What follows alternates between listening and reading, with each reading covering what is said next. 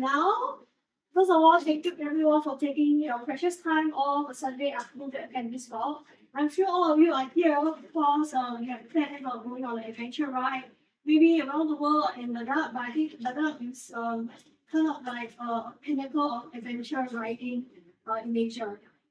So today my talk is I rode my scooter from Singapore to the Indian Himalayas and I survived. Okay,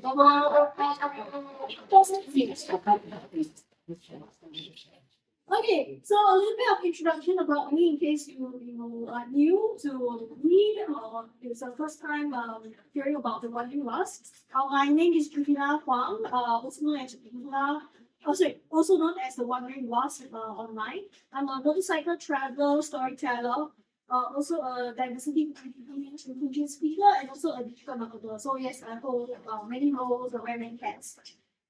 So my most notable trip was 10 years ago, actually 11 years ago, from 2015 to 2017.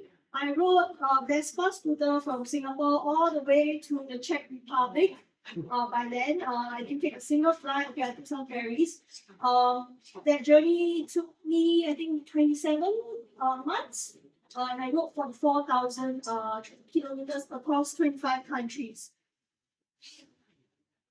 And then after that, I came back to Singapore. Oh, sorry, I got the no. Actually, Southeast Asia was 2022 to 2023. Okay, so I was like going through like some tough moments. I was like, okay, I need another ride. So I went off around Southeast Asia. Actually, it was a ride to get over my breakup. But my scooter keep breaking down. So from a breakup ride, it became a breakdown ride. And then I got the opportunity to go to India for some projects. And I thought, okay, why not I explore India a little bit more. So I bought a motorcycle in India and I covered most of like south of India, and then I went up back to the north in the Himalayas, which is one of my favorite regions. And how do I get an inspiration to ride in the Indian Himalayas? So before my big ride, I was on a Bollywood movie spree. I was like watching a lot of Bollywood movies. So I watched this movie called Jab We Met.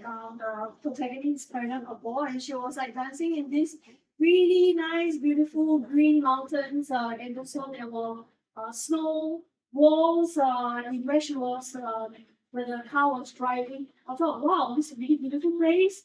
I didn't expect India to be so beautiful. I went online to Google. I was like, okay, where is this scene located? And it was in a place called Manali. Okay. And then I watched Three Idiots. How many of you have watched Three Idiots? Yeah, so many of you have watched Three Idiots. Yeah, really love this movie. And in the final scene of the movie, the same actress, she was riding a scooter along this really beautiful lake called Pangong Lake.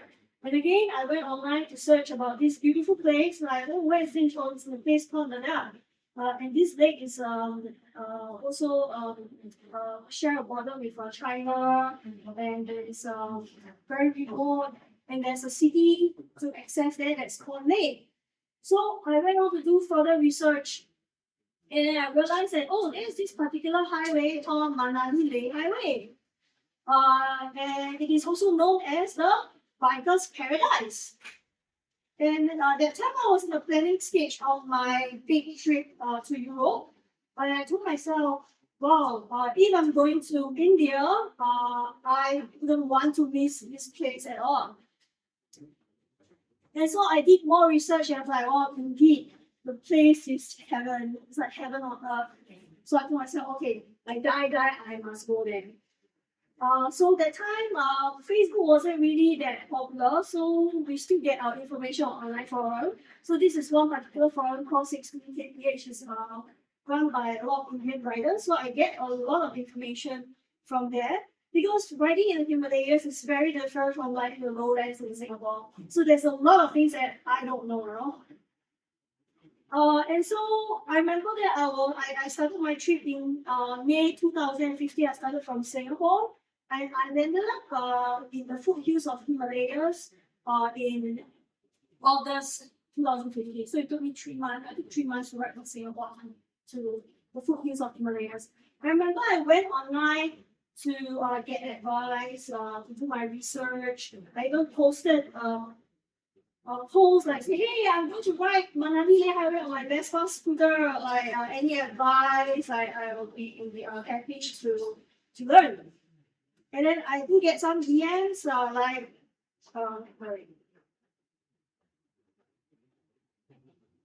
Okay, so okay, this is Ladakh. This one I'm riding.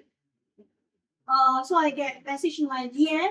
I say, so this guy actually he went to Ladakh a few days ago, but he was on a bigger bike. So he ride the Vespa scooter for 3 years and he has me his message that my scooter will not survive. Okay, so I was like, oh, I really want to do it. And he said that my scooter will not survive. Whereas I also have other overlanders that I kept in touch with. They recently did the highway and they give me also some practical advice like to lighten your load and yeah, get someone to store your luggage, extra luggage, and then you can make a trip back because you have to go light, and especially when you're on a small scooter. And so when I was in Manali, I stayed in this really popular bikers inn called Ride In, which is 2,000 meters above sea level. Then the owner of Ride In, he's himself is of course an avid rider. I mean, he gave me a lot of good advice. That's him. I met him in 2015. I reconnected with him again in 2024. And I asked him, hey, you know my scooter can make it to Ladakh? It was like, well, I said, you know, there are people who message me and say that, oh, my scooter will not survive. And he just laughed and he said, oh, I've done Ladakh 19 times. I've done it on all sorts of motorcycles and two-wheelers. It's doable. And I've seen many people who have done it on a really small scooter, automatic scooter, saying that we haven't seen everything. It's like, okay. So my motto is also, if you never try, you never know, right? Sometimes we just, dismiss the idea of doing something without even taking the first step to try, but actually taking the first step is the hardest. And then, so this is my very first life lesson from going to Ladakh. Is if you want to get advice to do anything, okay, not just riding, anything, get advice that comes from a place of experience and not fear. Alright, then let's see you want to learn how to swim. Would you speak to someone who doesn't know how to swim and have phobia of water? No, right? If you want to speak to someone who knows how to swim. And then I remember Godwin gave me this advice. He said that, okay, for every 1,000 meter increase in altitude, please rest for one night. So acclimatization is very important. We are riding in high altitude areas. So this is like the rough route from Manali today. So the entire stretch is around more than 400 kilometers. And Manali is 2,000 meters. I was told to stay for the night at Keelong. As you can see, it's just a short distance, but I shouldn't be riding further because that would mean that you'll be more infrequent in altitude, right? So I had to stop in Keelong to rest for one night. So it was a very short ride away. And then after the next day, I go to Saju. And then after that, I will make the long ride to Leh. And one important reason also from Manali to Keelong, I first thought I had to cross my first big mountain pass, which is the Lodang Pass, which is almost 4,000 meters above sea level, and then I had to go down again to Keelong, which is around 3,000 meters. So in Keelong is also it's a very important stop, because that is the last petrol station before Leh. Yeah. So if you need to refill, you have to refill here definitely. And so because the mountains are very ecologically sensitive area, they cannot afford to build petrol station everywhere. Yeah, and that highway is only open like from June to October. So 4 months of operation doesn't make it financially viable to open petrol station. So I remember this guy, he saw me outside the guest house and we started chatting and he gave me recommendation of where to stay at my next stop. So I went on, I left Keelong. So I met some guys there on the highway. They were working on some network line, cable line for communications. And we start chatting because it was like short rainy day, so I'll take my time, just hang out with people. And then I also see them how they fix a car. So there's a car with a gate entry and they got a tractor to jumpstart the car. So in the mountains, yes, we have to help each other out. And then I went on to another next higher pass, which is the Faradacha Pass, 4,800 meters above sea level.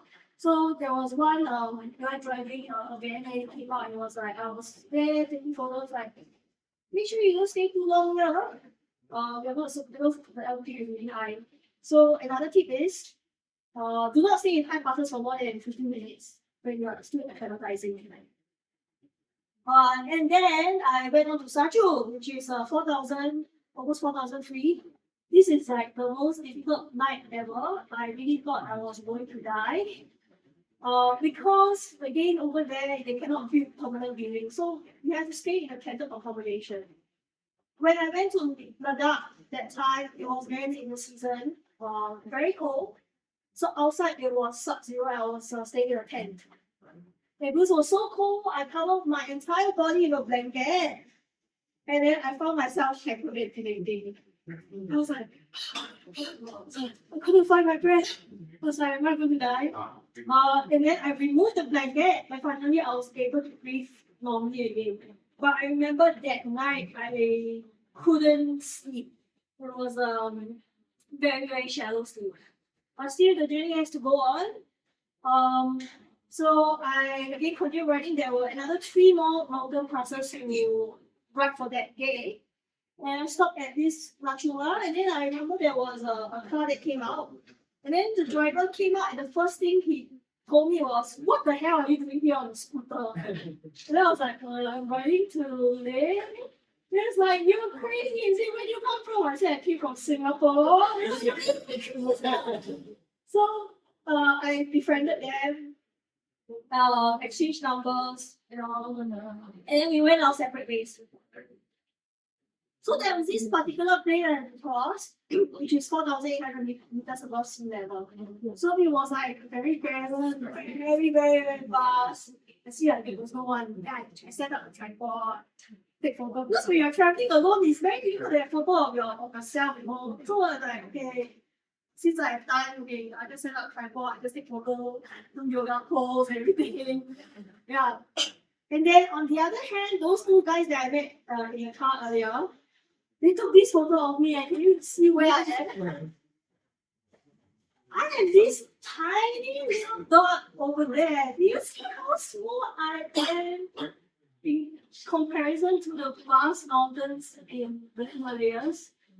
So when I saw that photo, I was like, wow, it also reminds me of like problems. Sometimes when problems are very up close, everything feels very urgent and personal. But when you see things from a distance, you start to realize that, hey, actually I'm part of something bigger. And it gives you room to breathe, to choose to respond.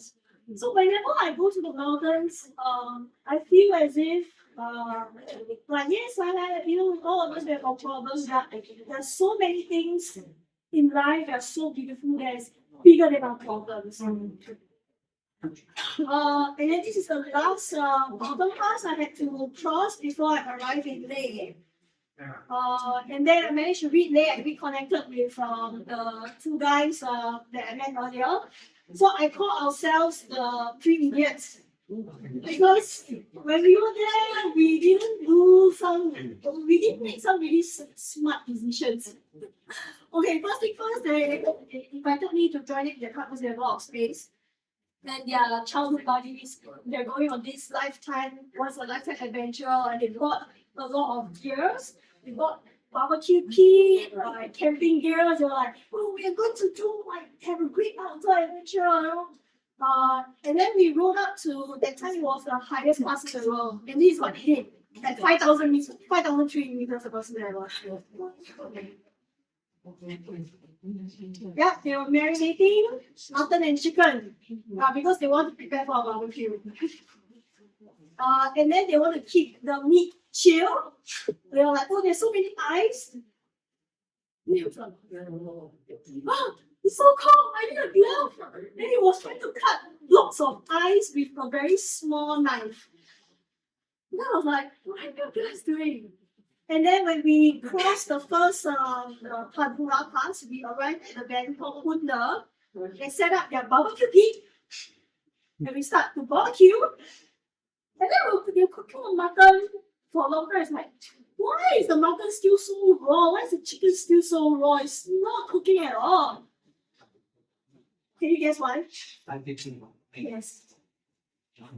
And then we asked the local guest house owner, was like, hey, chicken and mutton is not, they're not cooking. So if you go back to physics, water boils at a lower temperature and lower pressure at high altitude. Alright, and also because Ladakh is very dry. So that's why there's not enough like hot water to cook the meat. So the barbecue failed. And then we asked them like, okay, how do you locals cook meat? They said, oh, we use pressure cooker. I'm like, oh. So lesson learned, please don't try and attempt a barbecue in Ladakh. And then so there was one time because they have a kerosene and a whiskey. The guy almost took the wrong bottle. Yeah. And then I managed to go to Kuala Lumpur where Karina couple was riding the scooter with a sari, wedding sari. But I don't know how she did that because it was actually very cold. I was like wearing so many layers, like I don't know how she rides a scooter there with a sari, but you know, it's all human so. And then also Chitan, we saw a heart-shaped dung. The cow dung is heart-shaped. And he was like, oh, that's so cool! And then he took rocks and put Baba loves around his daughter. He took photo. So I think these two guys, they are like some of they're like part of a comedy movie. I really enjoyed traveling with them because there's like not an hour without laughter. Then I had to ride back to Leh and say goodbye to them. So in Leh, I stayed at this place, Juniper Guest House, which was also recommended by the campsite earlier. And you know, in guest house in dormitory, that is where they really meet people who do crazy things. So I met this lady, Indian lady. She was starting her expedition to cycle solo from northernmost part of India to the southernmost part of India. And she did that cycle, that expedition in slightly over 2 months. And then also in my dormitory, I met one guy. He runs motorcycle tours or generally he runs tours in the region. Then he was like telling me, hey, since you are very near to the highest road in the world, why not right up there? See, I'm bringing some clients over, but I can cross over. You make a day trip from themselves, and you can just make along. So I was like, okay, I take along with them. And then, oh man, there was a really bad timing. There was like snow, yeah. Yeah. Yeah, so it's me, I fell. Yeah, it was the ground was as thick as ice. Then he was like, okay, I know something, I know a jugaad. Okay, what's a jugaad? So he took nylon ropes and tied around my tires to give it more traction on the slope. And finally, I managed to make it up to Kalkula top. Because by the time when I reached there, I already fell down 4 times. And with the high altitude, I was very tired, and so I was crying when I reached the top. So Jugaad, one thing I learned this very Indian terminology, Jugaad, is actually resourcefulness over perfection. Right, especially when you are in remote areas, you cannot get everything. You cannot get the perfect fixes for all the problems. And sometimes you have to make do with whatever you have. And that also leads to very creative solution, creative and cheap solution, like using a nylon ropes as a snow chain. So the concept about behind Jugaad is it's not about what it is, it's about what it does. So you have to understand that the one motorcycle part is the damage. You need to understand what it does, and then you try to come up with a solution. You try to replicate that. So and then our schedule somehow kind of like aligned because we also had to come back down to Manali with clients. I also had to leave India because of my visa. So I wrote part of Ladakh and Himachal Pradesh in him. And because we run motorcycle tours in Ladakh, and I have a lot of friends who also into motorcycle touring. And over the past 10 years, I referred many clients to him from Singapore. So fast forward 8 years later, so I kind of like okay, move on in my life, and then had like my internship, part-time job, everything, just working, and then I had opportunity to go to India again. I was invited to document a women's motorcycle tour in the south of India. They have a women's festival called the Bangkok. So we coincide the women's ride. So I traveled with riders from 6 different countries. And because I was and also I had the opportunity to visit Goa. I was invited as a speaker at the India Bike Week. And in India, their biking culture and community is huge as compared to Singapore. Because considering the huge population there, they have a very, very vibrant biking community. Um, and so at this event, we get riders coming from all different states coming to Goa, to mingle, to ride. So I bought a motorcycle in India and to cover the south. So you can see previously when I went to India, I only did the northeast and the north. I didn't go to the south at all. So I took the opportunity to explore the south, which was really, really nice. I bought this motorcycle for $1,000. Hero X-Pulse 200, which is a made in India motorcycle. Mumbai. And then in the south, I also went to visit, who is in Chong? The mural artist. Yeah, so we had a mural in South India called Mountain Tamil Nadu. So I went to see that, the mural. And then, of course, I want to go back to the place where I love very much. I went back up to north in Ladakh. So this time around, I explore other parts of Ladakh that not really because Ladakh is really beautiful and they are constantly having new roads opening. I also went to Spiti Valley in Himachal Pradesh. And then just nice, I have a girlfriend. She came back for the second tour. First time she went to Ladakh, so this time she went to Himachal Pradesh and Spiti Valley, and she brought friends along. And I was like, okay, can I take along? I was like, okay, yeah. So I was very happy to reconnect with some Singaporeans after months of traveling in India. So I was like, wow, Himalayas is a really beautiful place. Like, there are a lot of things that you want to do and achieve. And there's always this but. I want to do something and but. And of course, that is your fear acting, right? I remember in my chat, another chat group, someone was sharing this. Fear is actually false emotion acting real. And sometimes you have to ask yourself, like, is this fear? A lot of times our fear is a response to things that might happen. But it is not happening now. So we already start imagining things that may happen, and that's have all this fear like, oh, what if the road collapse? What if my bike breaks down? But actually none of these are real yet. Right? So your body reacts as if they are real. Okay, so these are emotion created by anticipation, not in reality. And there's this book I recently bought in India and read, The Mountain is Fuel. It talks a lot about self-sabotage and mindset. I highly recommend it. And also one thing, if you go to India, the books are really cheap there because they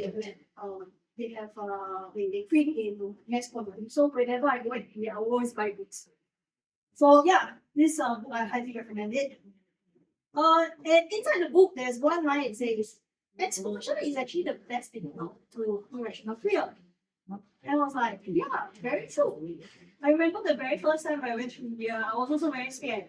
We listened to media, a lot of horror stories about travelers, especially female, going to India and having negative experience. Of course, I was very, very scared. But after I think I spent maybe almost a year traveling around India already in the last 10 years. Um, I no longer feel scared because I know how the reality is like then. So in the book, I really like this quote. So fear is not going to protect you, actually is. Worrying is not going to protect you, preparation is. Overthinking is not going to protect you, understanding is.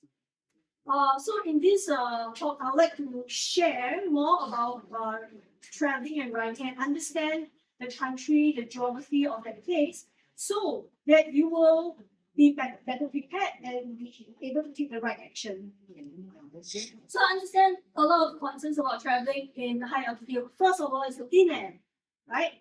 And then because it's remote, how about medical facilities, weather, roads, fuel, food, weather, logistics, mobile connectivity, and also safety, especially for as a solo female traveler. Because in my ticketing platform, I ask like, what do you want to do, and I often get this question about safety as a solo female traveler.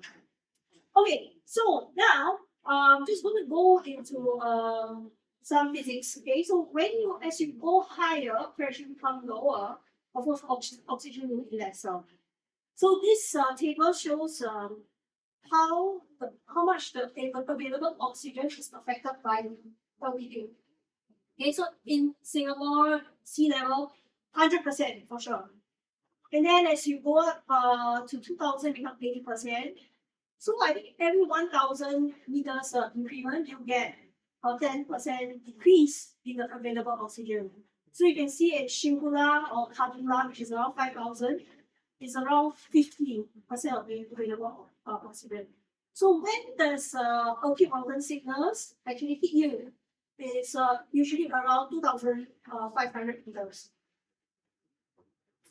And so the implications of traveling at high altitude, besides not being able to barbecue, there's implication on your body and your vehicle. Okay, so your body will start to breathe faster, your heart rate will increase to compensate for the lack of oxygen. And also you can get headache, dizziness, poor sleep, you get tired, and also you be dehydrated because in Ladakh it's very dry. And so the my local business partner over there, he was like telling me, he said that riding 1 kilometer in Ladakh is equivalent to riding 5 kilometers in sea level. Referring to like the effort output. Okay. Then for vehicle wise, yes, you feel that it has less power, it's sluggish, and especially for carburetor bikes, sometimes you run too rich as you climb too high. Then you can really feel the load. So you can see over here, because I was descending, I had to change my carburetor jet. You have to take note of the jet setting for carburetor bikes, but for EFI, the adjustment is automatic, so you don't have to, it's not so much of a concern for EFI bikes these days. Okay, prevention of AMS. So the key to minimize the risk of AMS is to ascend readily. So one night rest for every 1000 meter climb.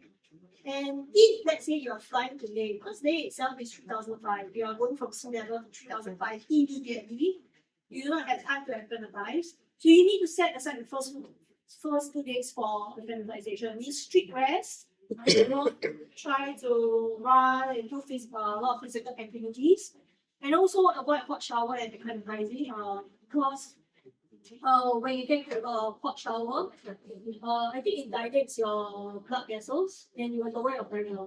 So just wipe yourself down, and you don't really sweat a lot there. So I don't feel like taking a shower over there. And because it's very cold and you don't sweat, so I don't feel like taking a shower. And remember to hydrate well, drink lots of water. I at least 4 liters a day.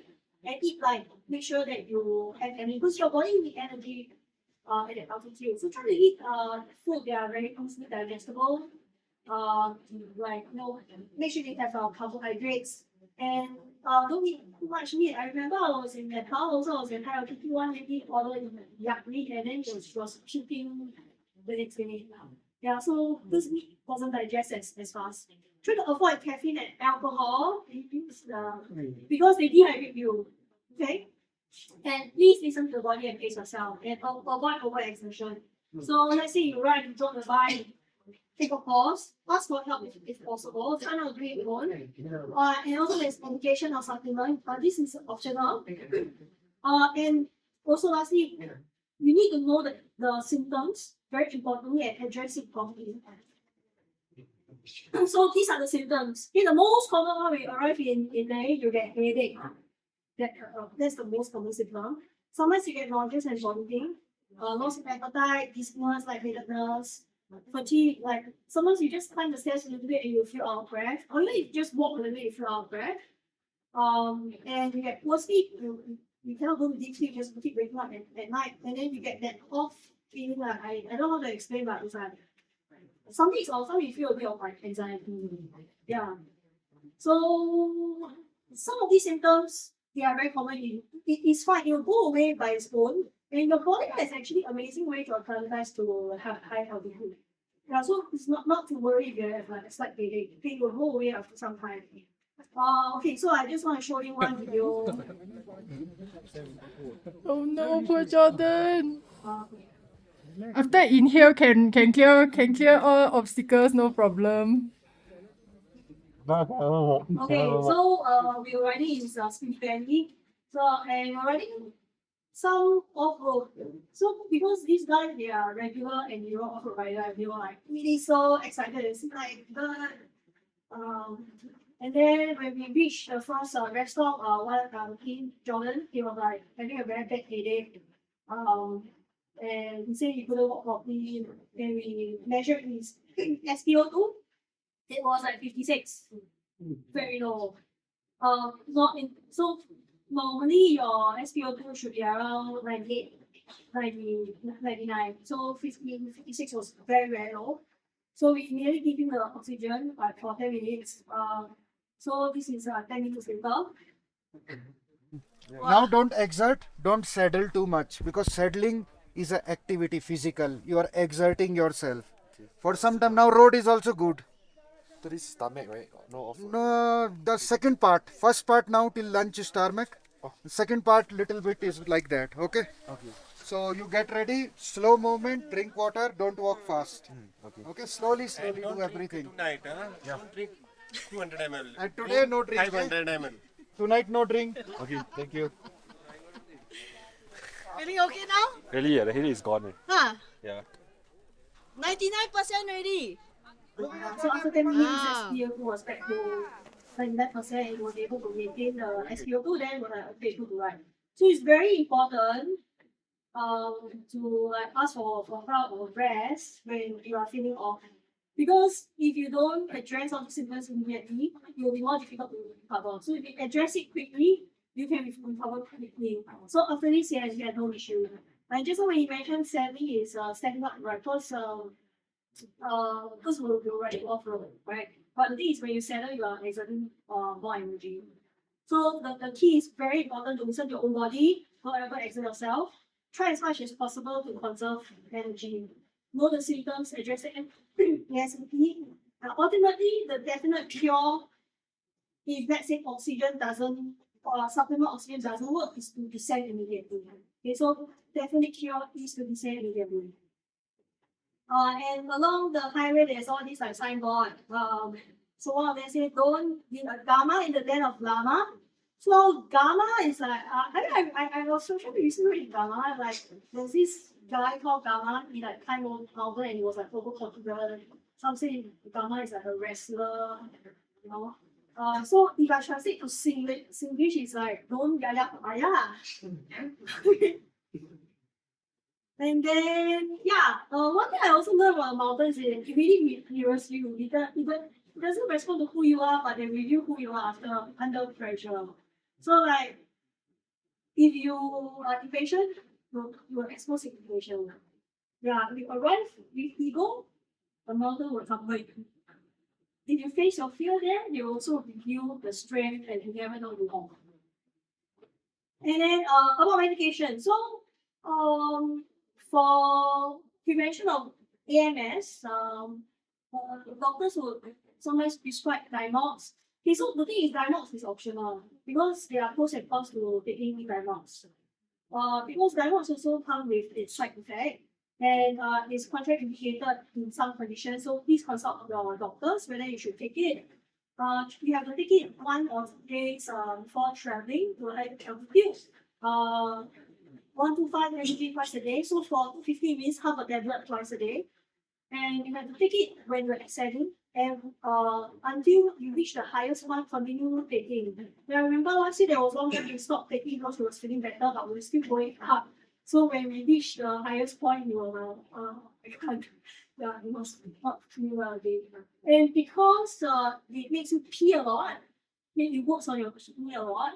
So please drink a lot of fluid with it. And it is not a substitute at all for acclimatization. Okay, you still need to acclimatization. It only helps you to like take faster the acclimatization process. Yeah, I see consult a doctor. And then some of the riders they or those who go to Tibet a lot, they have a TCM substitute. You have to take this at least a month before traveling, twice a day. So it's suitable for pregnant women and those who are pregnant.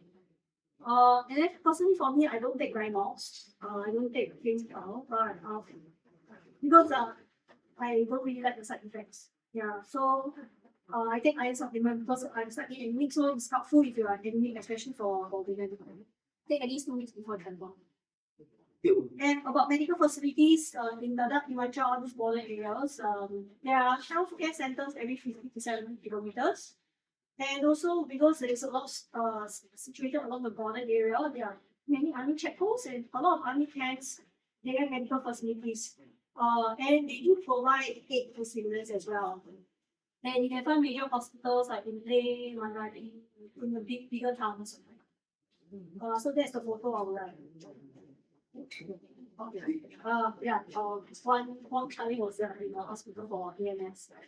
Okay, so for weather and road, I know these days we are very dependent on like technology, Google Map, but I don't find them reliable. Like in this area, things are changing very, very quickly. Local knowledge beats technology. Because I have clients, they like thought the road. Say, are you sure there's a road? I say, yes, there's a road. But it's not sure no Google Map. It's sure there's a road, but actually it's a road.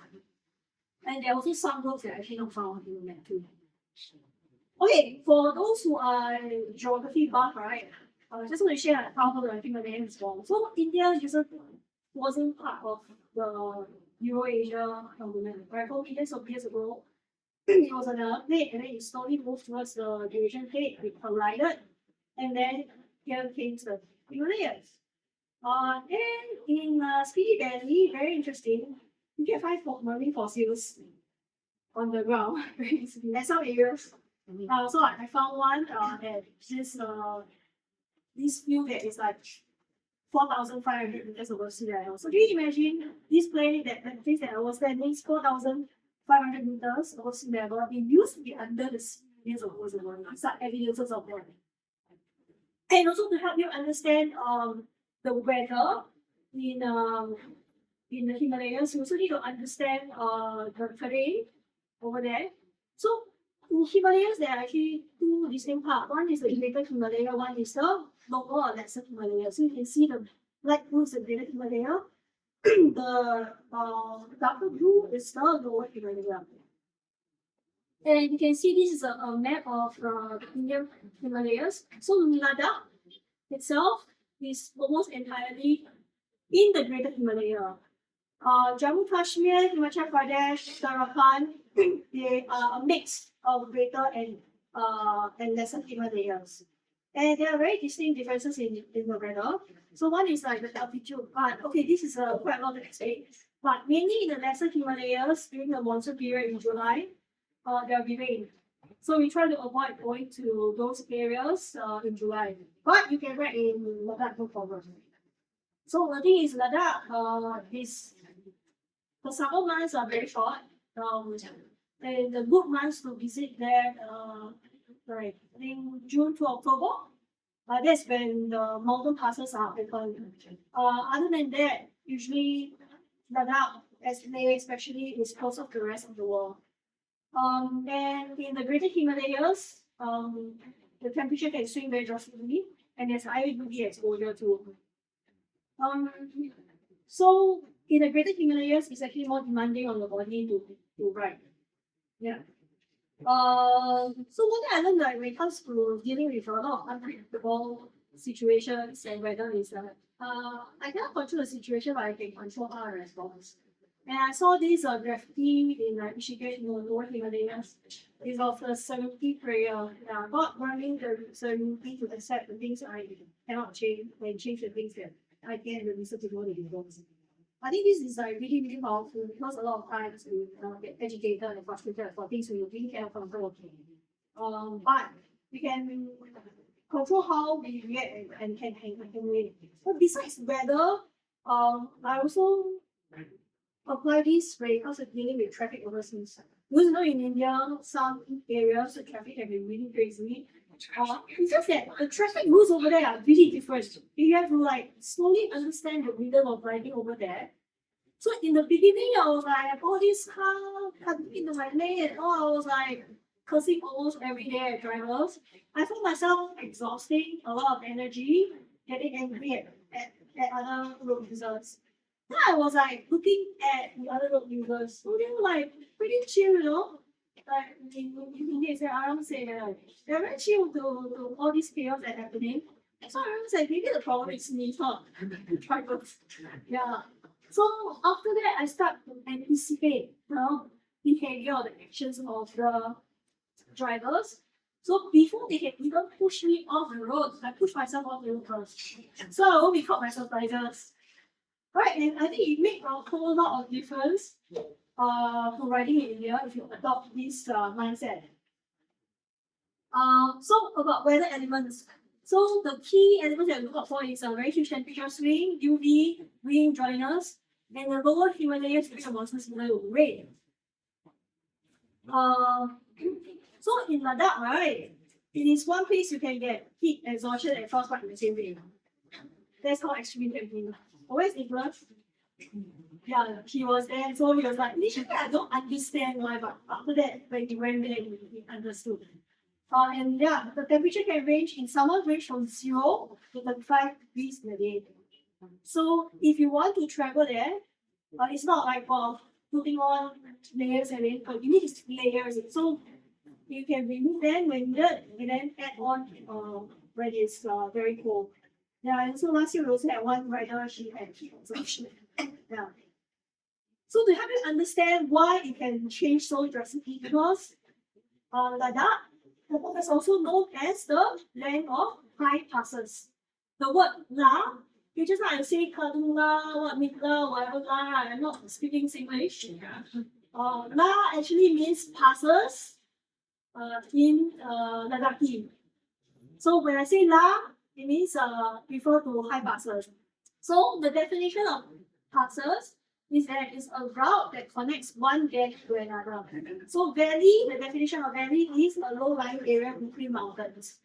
Right? So in the summer times, in the valley, it can be 35 degrees Celsius, very hot. As you go up climb up the passes, it's 5,000 meters, temperature can drop to 0 degrees Celsius when there's a cloud cover. So just on the video you saw me falling at Kaduna.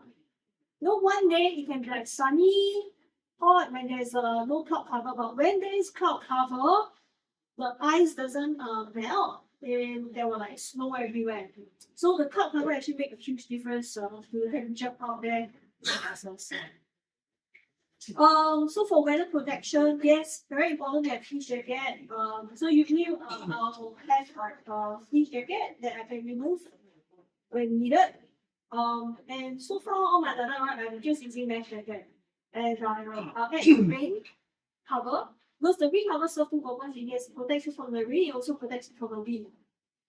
Down jacket, usually use that very at night when it's very cold.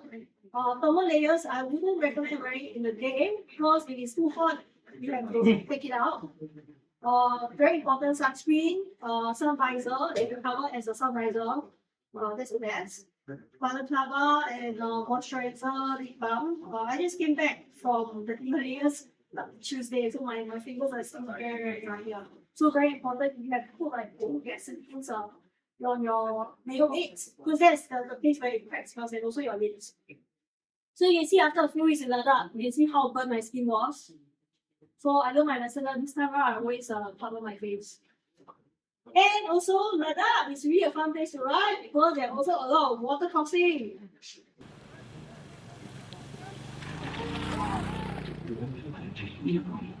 Yeah, so we have lots of that. So some products that I really highly recommend, and it's the sealskin waterproof socks. Yeah. And so here's the verdict on the socks. 1, 2, 3. Dry. Dry. Wow, dry. Dry. Then. Shoe is What? completely wet. What? It's dry. Wow. Okay, guys. Dry. Okay, without sealskins. Okay, guys. With sealskins. Dry. Dry. It is bone dry. Dry. Yeah, it's dry. Dry. It is bone dry, okay? Dry. Yes, that's mine. Thank you. Just put it. What's your number? A little damp, but dry. Dry. Dry. It is Dry, bone, sia. it's bone dry, lah, sia. Dry. It's bone dry. Yeah. Amazing. Amazing stuff, man. Okay, and then also there's another product that I really appreciate is yeah, it's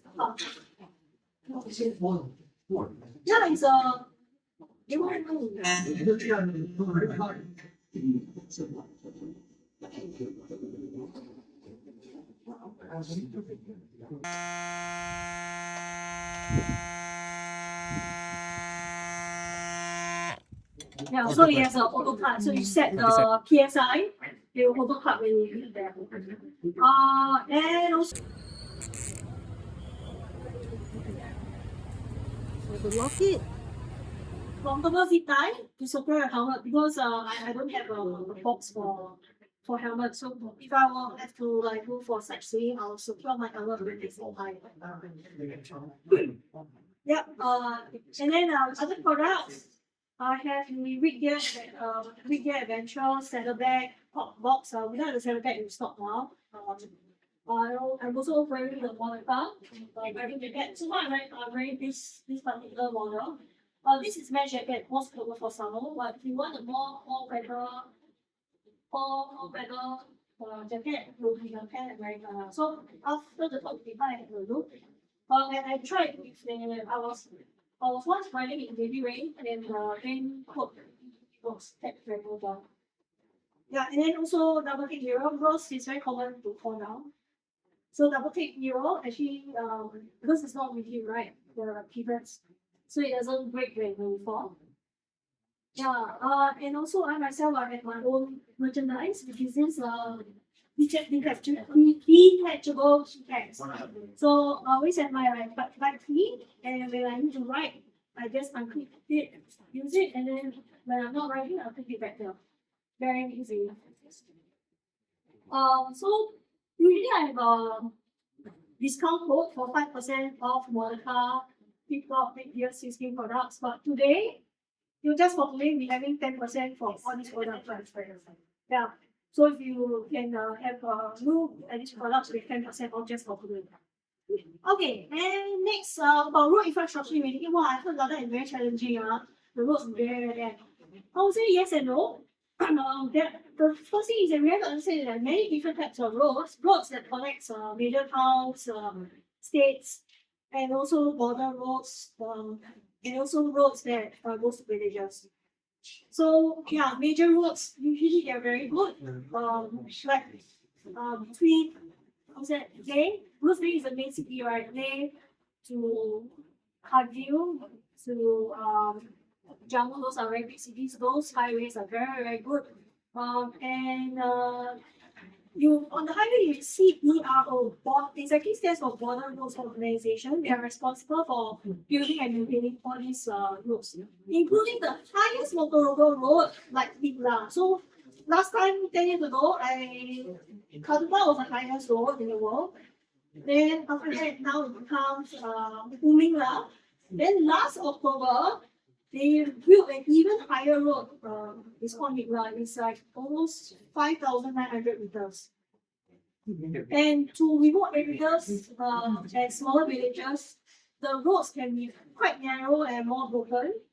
But there are always like improvements on all these roads. So I can show you like a few photos of some of the roads. Like National Highway is very good. The roads near the border they are very good. Because you have send supplies to army, right? Then there's the road to Bangkok, very good too. Shingpula top. Normally on mountain passes, I realize that one side is very good, one side is very, very bad. Normally the windward side, because of the weather elements, it has been broken very easily. Then this is recently I just went to near the China and the Gulf border in Uttarakhand. So in the mountains, expect a lot of heavy roads. And you don't, it's not like riding in Himachal highway, you can go like 100 kilometers an hour, 199, 299, you're very speeding up. So in the mountains, because of all these happy roads, you often have to right and then brake, right and then brake. Average speed is around like 30 kilometers an hour. Yeah. And that's why our riding distance is not very long. And also there are constantly new highways like this new Zanskar highway. It is only built, I think around like 5 to 6 years ago. So they have not paved the tarmac later yet.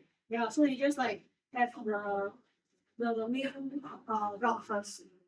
And yeah, this in Spiti Valley, Lamu Spiti Valley, basically it's quite challenging. More water crossing. So in India, in Ladakh, you can expect all kinds of roads, good roads, bad roads, and that's why my motorcycle tours I assign a difficulty level according to like how well the road is. Then just now I mentioned about Rotang Pass, right? The first pass that I crossed from Manali to Keelong. In the past, riders used to take like 2 to 4 hours to cross this mountain pass because of the weather element. But can you guess how long it takes now? After they built this tunnel, so this is other tunnel, it cuts across the Rotang Pass, so it's under the Rotang Pass. Now it only takes 15 minutes. So from 2 to 4 hours, my riding time is cut down to only 15 minutes. And in 10 years when I revisited the Manali Leh Highway, I can do Keelong to Leh in 1 day now. Because now the roads are very well paved, so I don't have to stop in Satchuk anymore. And also to keep myself updated on the road status, I follow the Instagram of the state traffic police. Still, that time during the monsoon period, there were a lot of landslide. They're posting this every day. Yeah. Then we got for fuel, please be obsessive for fuel. Whenever you can refuel, just refuel.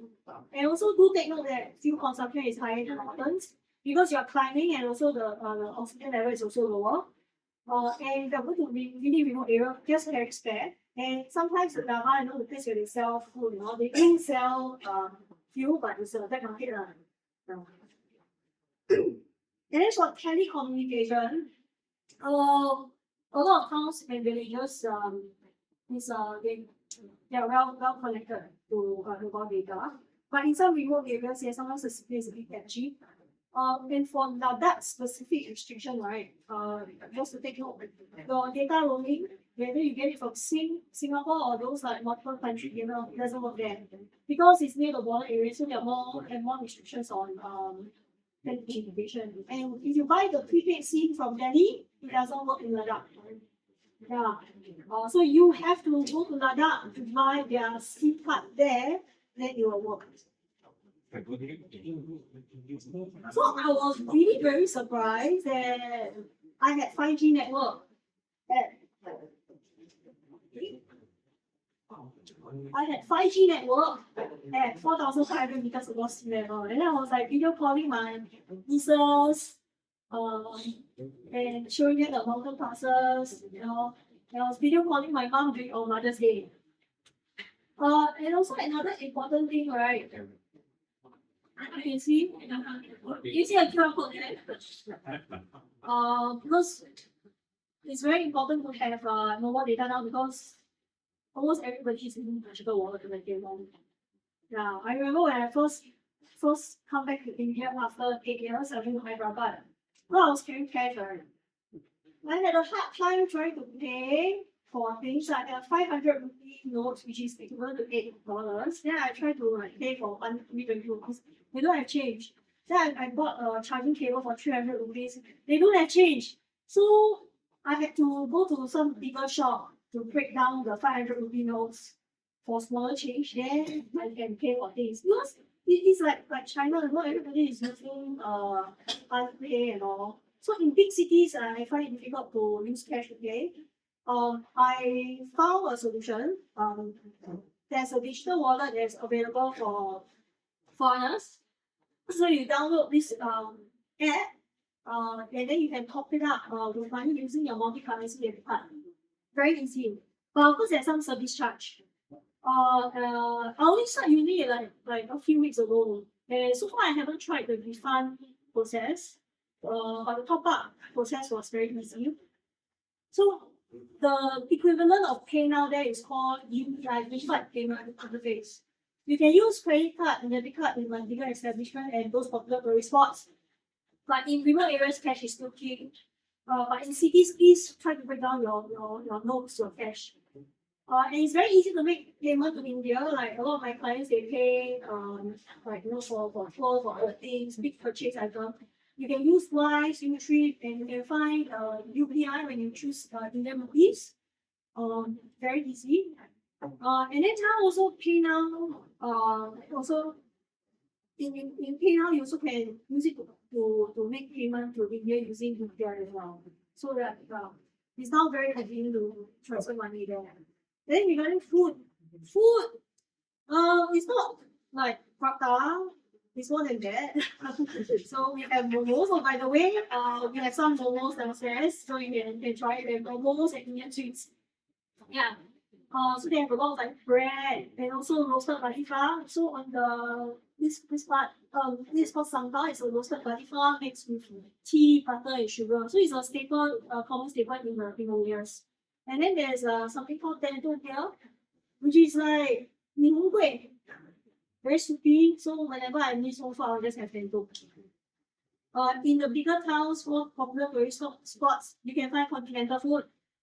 Like Haiblinki, and also pad thai and pizza. All these people are in the standard is very good. Well, so when it comes to like halal food, okay, in Ladakh is I think around 46% Muslim, also 47% Buddhist. So normally Buddhist they don't slaughter meat.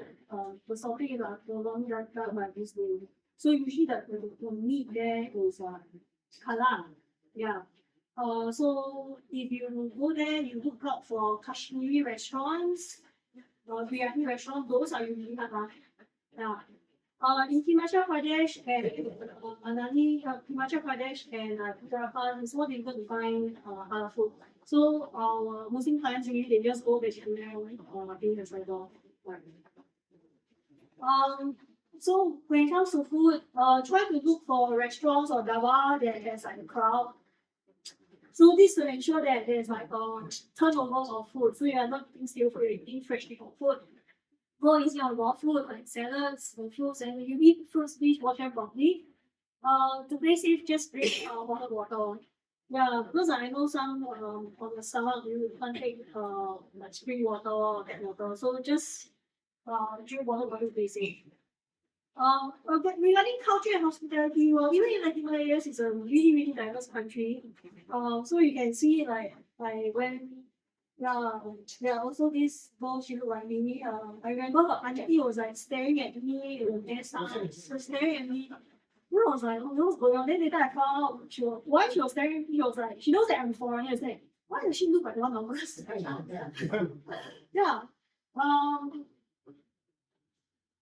And Yeah, and a lot of travelers from within India, from abroad, and all they are coming. They are visiting Uttarakhand and they are trying to feel, like the concept of Atithi Devo Bhava. Yeah. it was actually the concept of Atithi Devo Bhava, which I feel very common, which means guest is a individual. So in India itself, a lot of times I feel very well taken care of by the locals. So this is last year, maybe more invited to have tea with a semi-nomadic tribe in Chatham Plateau. Yeah, so we were having tea, and then one of the riders was saying that, I asked him, what's the most memorable part of your ride? And it's like, oh, the tea at Changka. I think they had had something to it. Maybe it was the spring water, the fresh milk from the cow that makes the tea really magical. And then also 10 years ago when I was in Ladakh, this lady also, I was trying to do some repair on my scooter, and she came to me and started talking. She asked me, party, and I met this husband. I said, no, I'm not married. And then she invited me to a home, show me Gomba, and then Gomba. Yeah, she was like having this pattern wheel walking. Then had dal rice, and she also really offered some tea at her home. Very nice auntie. This was the nun that I met. She also share some of her zampa. She was very old, but she still make the effort to prepare tea and food for us. Yeah.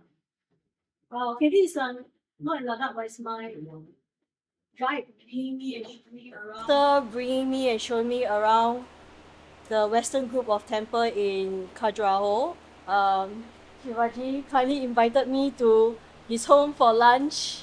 Yeah. So thank you very much. Very nice of you. Thank you very much. Thank you very much. Thank you. Have a nice day, have a nice meal. This is my traditional food in my house. Mm-hmm. This is the chapati, tomato curry. Very important. Then I come at the guest house. When Mr. Mustafa is so kind. We had a good long chat. He showed me around his property, and he also bought me breakfast. Oh, that's really nice hospitality. Thank you so much, Mr. Mustafa. Yep, so royal dormitories. Initially, I wanted to stay in the dormitory because I'm on a budget. So then he was like, oh, no, the dorm is for men only. Say, okay, I give you a private room, I give you discount. Give me cold drink. Hello. Ah, really? Welcome to India. You give me a cold drink? Cold drinks. Hey, thank you so much. What's your good name? Hi. So I was taking photograph near a temple, and then he just gave me a cold drink and said, welcome to India. Then another time I went to a tire shop to repair, and just before leaving again. Madam. Oh, yes. For traveling last week. What's that? More food. Kakra. Yeah, I just amazed by the hospitality in Korea. And once they get to know you, they recognize you, they really take you in as one of your own. So that was 10 years ago when I was in Ladakh. I was staying at the same guest house. 10 years later, I stay at the same guest house. So the uncle really take care of me like a daughter, and then he always asked me, do you call home? And then I video call my mom. I got my mom to talk to him. Then the uncle was like saying, don't worry, she's a daughter here, she's well here, she's good here. And then my mom's like, you can talk her. And then I reconnected with the three idiots in Goa again. Yeah, really good times. Yeah, and addressing safety as a solo female traveler. That's one. In terms of safety and security, this entire place is completely safe because from the next of this homestay, the entire area is covered by the Indian Army Defense people. So complete safety and security is here. Yeah. So if solo traveler, they are traveling like a single lady, or they keep on traveling actually, and they used to stay for 1 month, 2 months, 3 months for long stay. So they are completely safe because my entire family is also staying here. My mom, my wife, my kid, and me, myself, and other people also, they are staying here. So they are safe actually, completely. Yeah, so for female travelers, I recommend staying in homestays. Once you're staying with a family, I like to stay in homestays. And then when I was in Leh last year, by chance I met Indian traveler. I met in Goa, then I met him again in Leh. And he like, hey, in my hostel I know a Singaporean, so I met up with this Singaporean. This Singaporean know another Singaporean who's also in Leh. Then he also know another Singaporean, another Malaysian, and Indonesian. Then we end up at the ASEAN region to meet up over there. So yeah, he's Singaporean. She's a Malaysian working in Singapore, obviously Singaporean, and she's working with the so like for her Noel, she has been to Ladakh every year for the past 3 years. So she really liked the place. And Christine also, she was traveling solo in Ladakh for the first time. Yeah, so I meet a lot of solo female travelers over there. And 2 years ago, my girlfriends who came to Speedy Valley to ride. Last year also there are ladies who came to Zanskar Valley and we visited the nunnery over there. So it really makes me think, you know, like traveling in India, yes, last time I used to have like a very fear-based perception of the country. And I asked myself when I was in it, was it really that bad? It wasn't okay. Honestly speaking, when it comes to harassment, I do face harassment. But it's not only just the worst was useless messages. Okay, that was the worst I've experienced. I've experienced harassment in Thailand, Albania, Pakistan, Iran. And honestly speaking, okay, I try not to be like man-hating here. The common denominator in all these cases, it is not nationality, it's sexualism. But yeah, so yeah, even in Singapore, I myself also was like, being touched before, and people in the chat group like commented, oh, can I write down like, we get this kind of demeaning messages. So I don't think it's like due to nationality. And I also asked myself, like, how does India have such a bad rep? I realized that after traveling to more than 20 states and Union Territory in India, India is a very, very diverse country. It's like, you want the cleanest place, you can find it. You want the dirtiest place, you can find it. You want the most peaceful place, you can find it. The most chaotic place, you can find it. Places that are not safe for women, yes, you can find it. Places that are safe for women, yes, you can find it. You can find almost everything there. However, in the media, they always amplify the negative because I don't understand that fear is a defense mechanism. And we read negative news, we are more drawn to it. And we have this confirmation bias. And I had this conversation also with another follower. It's like, oh, you're not scared of traveling in India. I was like, it's not as bad as you think. Of course, there are regions that probably not as safe. But you know, you research local knowledge, you can, and also very important situation awareness. I apply the same to everywhere I go. It's everywhere. It's just that we have confirmation bias, and whenever we read some negative news, it confirms that. But we forget that there should also a lot of other good things happening around. Like I show you the hospitality of the people that I received. All these don't read the headlines. So when I read news, instead of letting me like driving avoidance of visiting a particular place, I always try to study it. So this is what I call risk intelligence. First, I try to separate emotion from the facts. Like sometimes I get angry when he gets on the news, but I have to take a look at the facts. Look at what are the risks, what exactly happened, what is actually the frequency. Sometimes when news become viral, it just keep repeating, it makes us think that it's happening a lot. And identify like what's controllable, what is the actual situation that led to a certain incident. And using that lesson, convert the fear into strategy. So like, what can I do to prevent something similar happening to me? And then make a decision with awareness and not ignorance. So yeah, I traveled to so many countries that have been dangerous, but I always use this approach to access risk and make a decision.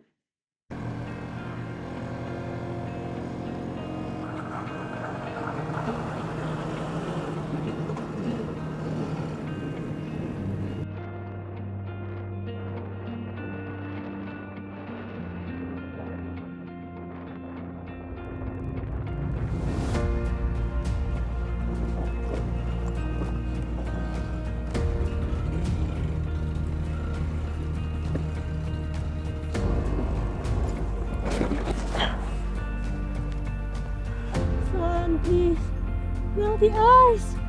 Oh.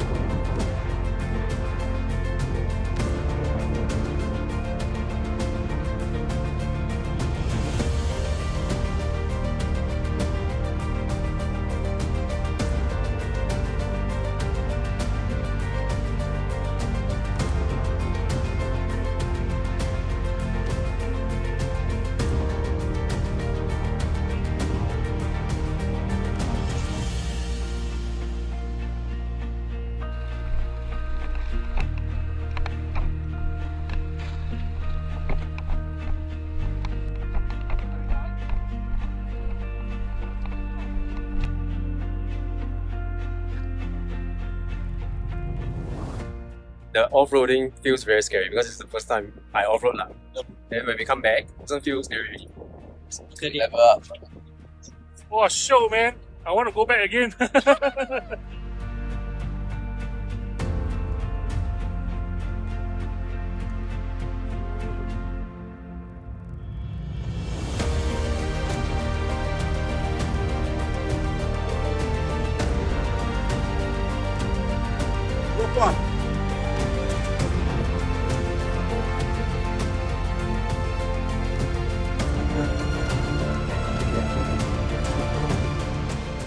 Plucking this apricot. Very sweet and very nice.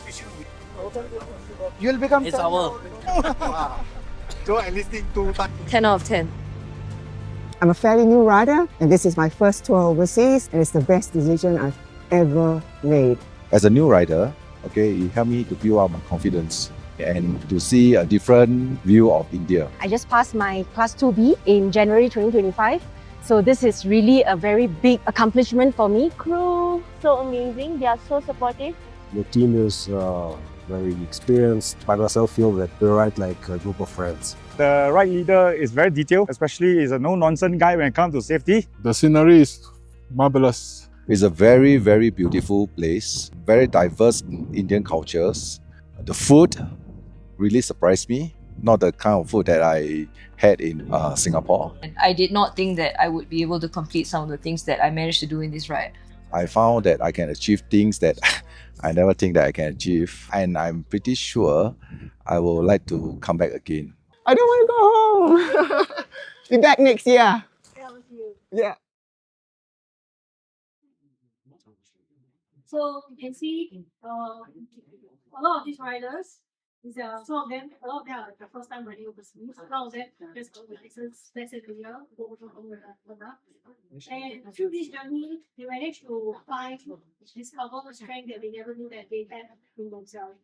And to be honest, growth doesn't come from staying comfortable. You have to go through certain discomfort in order to grow into a stronger person. Yeah. And so I'd like to introduce tours for this coming year. So I'm collaborating with Island Explorers based in India to host a few tours in not just in Ladakh, but also Himachal Pradesh and Uttarakhand. So for beginners, this is the taster. I wouldn't say that it is beginner friendly, but it's suitable for beginner who wants to push themselves. And we have 2 days. Last year, I announced the date it was filled up within 3 weeks, and by popular demand, we're having 2 days again. And then we have a Sumus and Slush Trail. This is very much on the off-road track. So like just now I showed you there was a pass that was not even found on Google Map.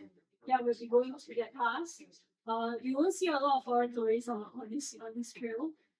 And then we also have the Ladakh expedition. Only have left the 10 spots because those who came last year. They're coming again, they want to level up. So I'm left 10 spots for this expedition. If you want to complete all the high classes in your list, this is the one. We'll be going to Kadula, Warila, Chamla, Umila.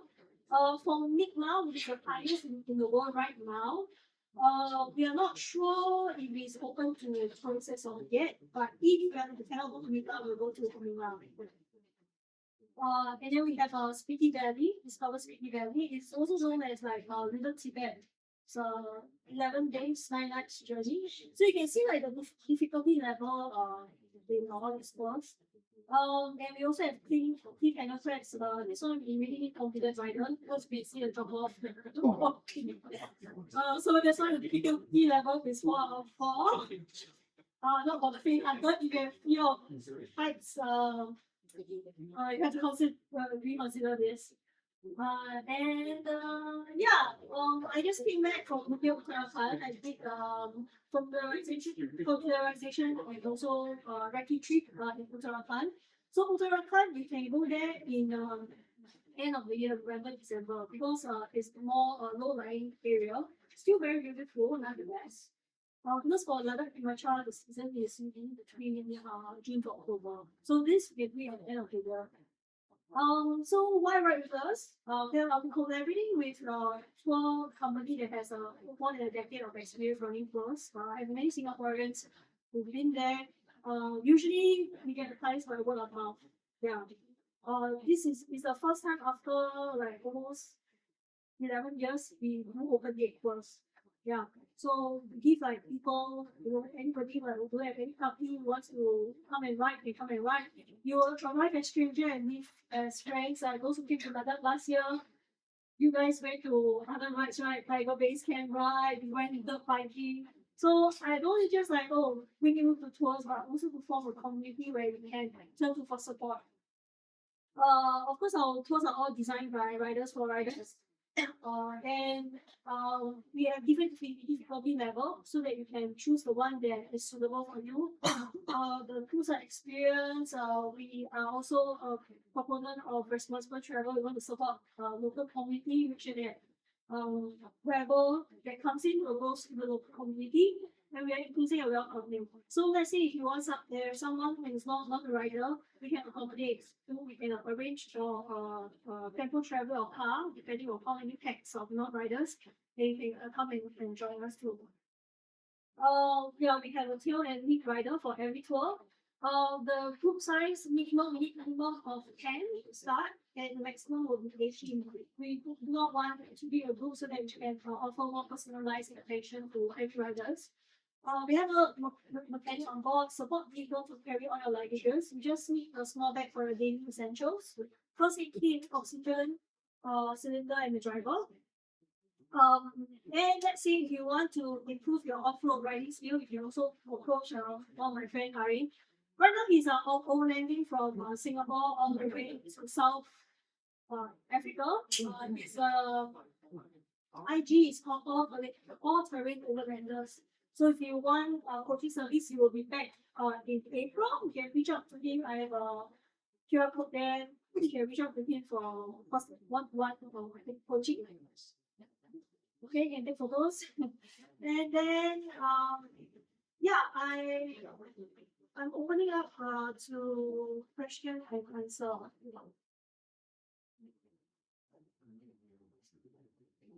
I should also have a slide for what okay, yeah, this is I have done Q&A, and I know some of them have the questions of how do you apply for visa, how do you get permit to cross different borders in all these different countries. That one I'll probably need 2 hours session for that. So I have prepared a checklist for you to get all this information. So just scan, some of the mailing list. I'll send you the resources. And then please feel free to contact us. There's a WhatsApp number, Instagram, and there's a website in the right place. So all the tour dates and details. So there are more details like what's the distance, what's the highest altitude, sleeping altitude, riding altitude for the different itineraries. So you can go to the website to review all the tours you're offering. Okay, so yeah, that's right. I'm now opening the floor to any questions.